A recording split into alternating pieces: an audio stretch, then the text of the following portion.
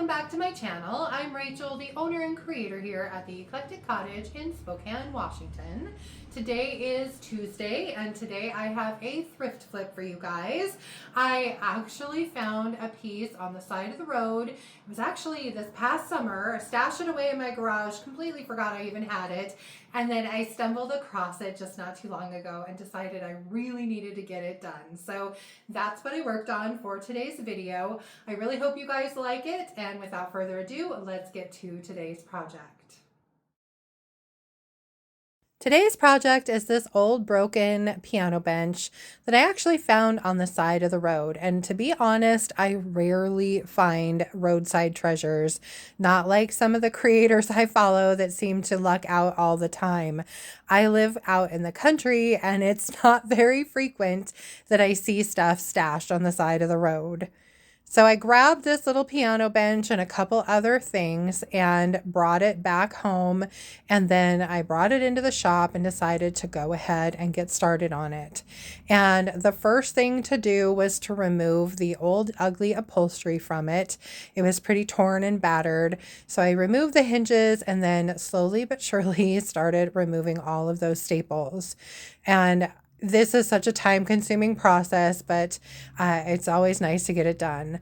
I found a baseball card of all things inside there, and I was really hoping I'd manage to find some sort of awesome treasure. But when I looked up the baseball card, of course, that's not my luck. It's worth about $2.39. Anyway, back to removing staples and finally getting that old ugly vinyl off of this piano bench. The foam itself was in really good shape, no stains or smells or big tears in it, so I decided to reuse it. I just needed to get all of the little fibers left behind by the fabric off, so I used my lint roller.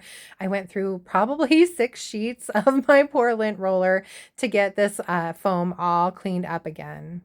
Then I kind of set that aside for the time being and started working on the bench itself. First, I needed to remove the broken hinges and then give it a good bath. This thing was pretty filthy.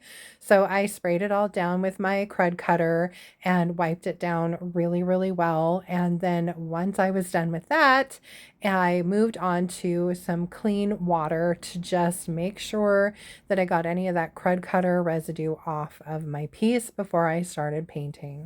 Now, before I could choose a color, I needed to know what fabric I was going to be using on the top. So I went into my stash and grabbed one that I thought would be beautiful for the upcoming summer and fall seasons.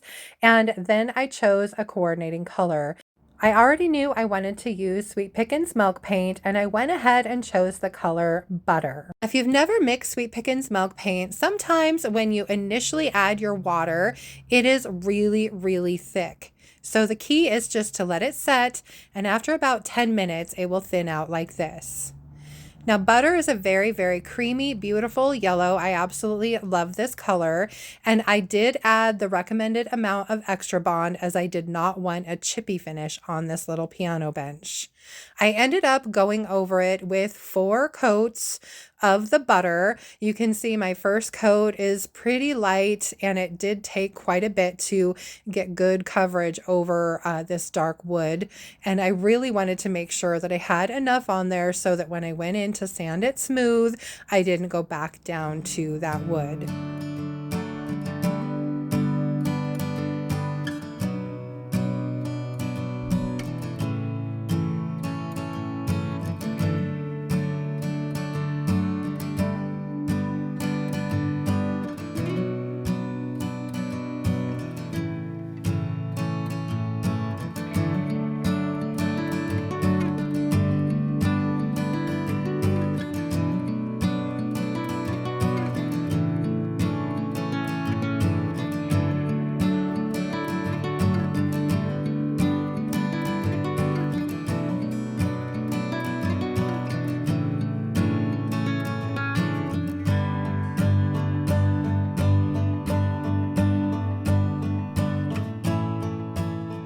Once I had all 4 coats on and it was completely dry, I went ahead and set my fabric on top just to see what it looked like with the color. And in all honesty, it was just a little too light. So back to the drawing board, and I went over the entire piece with 2 coats of this little darker yellow by Sweet Pickins Milk Paint. This one is called Love Bug. It's just a little bit richer and darker of a yellow, and it definitely went a little better with the fabric.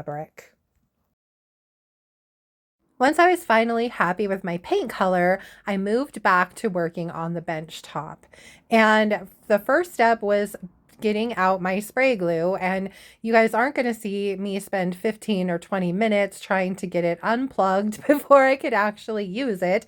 But I went ahead and sprayed the wood down with a little bit of the spray glue just to keep that foam in place.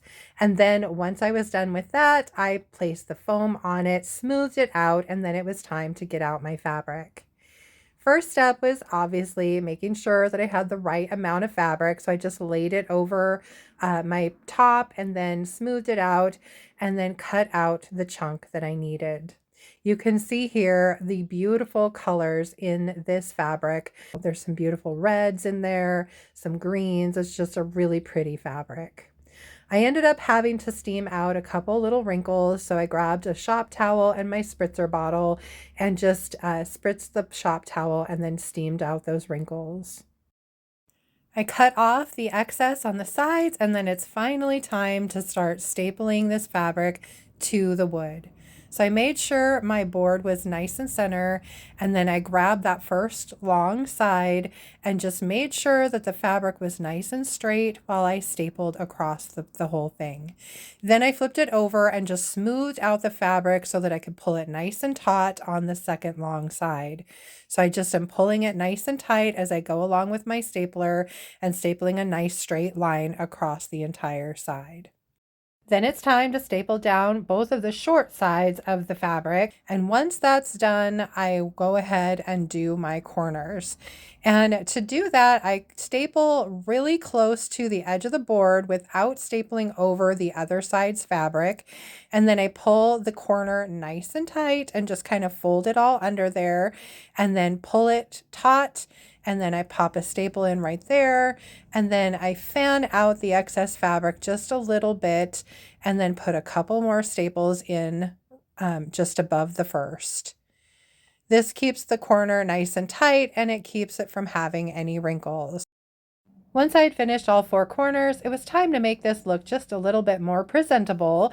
So I am folding under the fabric on all 4 sides in a nice, even, straight line, and then stapling that down.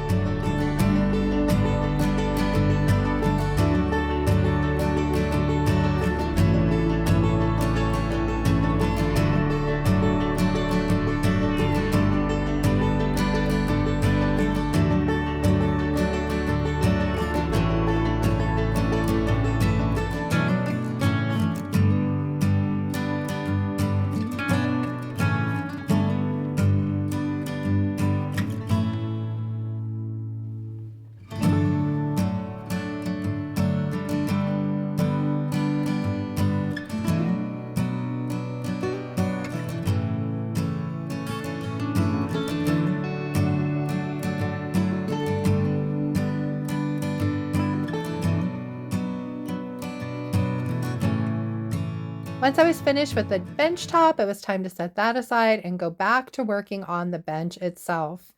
I needed to take it outside and get it sanded smooth and do a little distressing. And this was a super rainy day. Luckily, I had just enough of a break between storms to get it outside and quickly get it sanded. So I'm using some 220 grit sandpaper here on my little rotary sander on its lowest setting, and just gently going over all of the legs and the sides to smooth out any bumps in the paint. Then I went in with some 150 grit sandpaper just in a couple areas to add a little extra distressing. I definitely wanted to see some of that dark brown color popping through this lemon yellow paint because it matches perfectly with some of the chocolatey browns in the fabric itself. Then I took it it back inside and washed it down really, really well with a damp shop towel just to remove any of that sanding dust and make sure the inside of the piano bench was nice and clean as well. Finally, it's time to seal my paint, and I really wanted a little bit of an antiqued patina to this, but I didn't want it too dark and streaky, so I went ahead and mixed half and half Sweet Pickins dark oil wax with Sweet Pickins clear oil wax, and I think the result is perfect for this piece. So I applied a nice even coat of the oil wax all over the entire piece with a chip brush, and then used my dry shop towels to remove any excess after the oil wax had sat for about 15 minutes on the piece. After that, I replaced the hinges and put this little bench all back together again, and I absolutely love how it turned out. I hope you guys do too.